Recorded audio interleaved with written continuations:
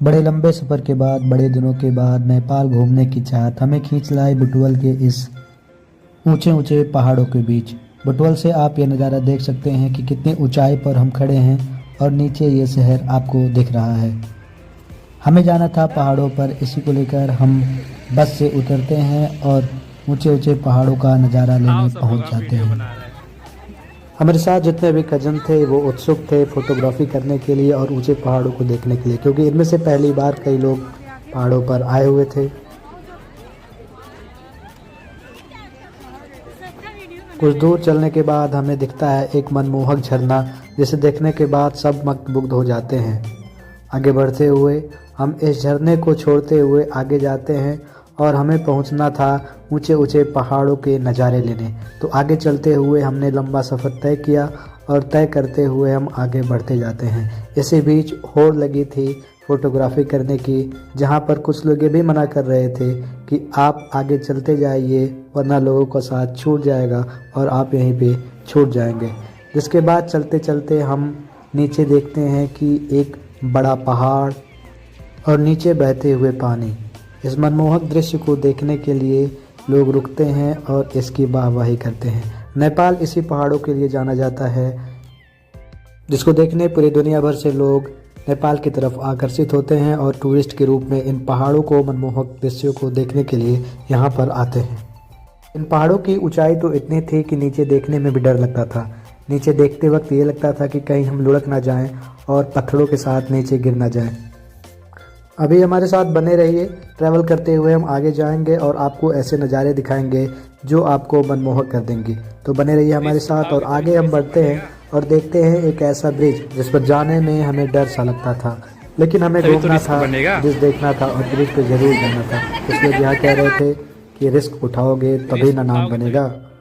Bridge पर चढ़ते हुए हमें ऐसा लग रहा था कि अगर एक कदम इधर उधर हुआ तो ज़िंदगी कहाँ और रिस्क कहाँ।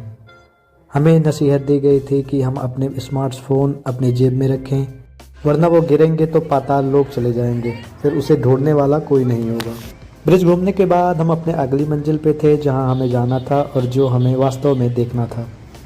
दूर का रास्ता और लंबा चलान, जिसके बाद हम थक चुके थे, लेकिन हमें वो झरना दिख रहा था जहां हमें जाना था। आगे बढ़ते हुए चलते गए, रास्ते थमते गए, रास्ते चलते गए, लोगों का साथ था और हम चलते गए। इस झरने तक पहुंचते ही लोगों की जितनी थकान थी वो दूर हो गई। जितने भी पर्यटक थे वो अपना फ़ोन निकालते और सेल्फी खींचते।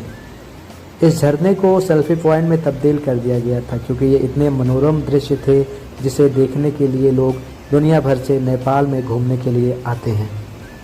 लेकिन खतरा अभी टला नहीं था। यहाँ जो पत्थर आपको दिखाई दे रहे हैं वो पत्थर इतने खतरनाक हैं कि अगर वो लुढ़क जाते हैं तो उसके साथ आप भी लुढ़क जाएंगे और लुढ़कते लुढ़कते कहाँ चले जाएंगे इसका कोई पता नहीं चलने जा रहा। बचते हुए हम आगे निकलते हैं और देखते हैं कि ये झरना कितना खूबसूरत लगता था। एक तरफ खूबसूरती तो एक तरफ खतरा। एक एक पैर रखते हुए हम उस पॉइंट तक पहुँच ही गए थे जहाँ पे हमें पहुँचना था।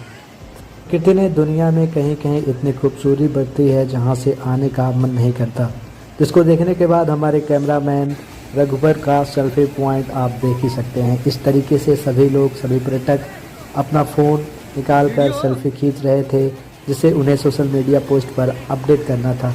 लेकिन सोशल मीडिया पे और वीडियोस देखते हुए आप इस दृश्य का मज़ा नहीं ले सकते। यहाँ आपको आना होगा, तभी आप इसका नेचुरल मज़ा ले पाएंगे। एक बार ज़रूर आएँ इन चीज़ों को देखने के लिए, क्योंकि ऊंचे पहाड़, बढ़ते झरने, पानी का कलर और यहाँ पे पर्यटक, ये नज़ारा शब्दों से बयान नहीं किया जा सकता।